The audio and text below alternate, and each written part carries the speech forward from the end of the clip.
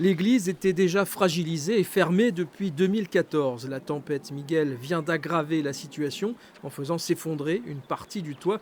Alors pourquoi ne pas la raser comme certains le souhaiteraient? Car elle est un témoin majeur de la vie locale au 19e siècle. Il y avait des mines, il y avait une briqueterie, il y avait des fours à chaux. Et l'église a été construite justement au regard de l'augmentation de la population au cours de la moitié du 19e siècle. Donc elle représente vraiment toute l'histoire industrielle, culturelle et humaine de la Baconnière de cette époque. Il faut dire que l'église, particulièrement imposante, a de l'allure et quelques particularités. Par exemple, ces surprenantes sculptures signées Raymond Dubois au-dessus de l'entrée où l'on retrouve un Messerschmitt à tête de diable et un Panzer dévastateur.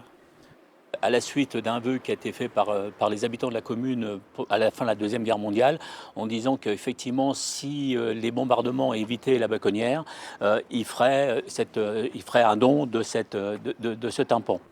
Et comme partout en France, c'est la commune qui est propriétaire de l'église. Pas forcément un cadeau, car qu'il soit délabré ou en bon état, les édifices coûtent toujours cher à la collectivité. Nous, la charge financière et immobilière de l'édifice, il est pour les petites communes. Et puis, la jouissance, elle en est pour l'évêché et le clergé. Donc, Et vos fidèles?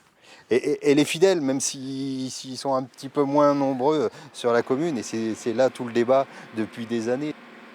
Coût des travaux pour une rénovation totale, 1 500 000 euros. En attendant, une entreprise va se charger de protéger le bâtiment et une souscription est ouverte sur Internet. À la Baconnière, on garde la foi.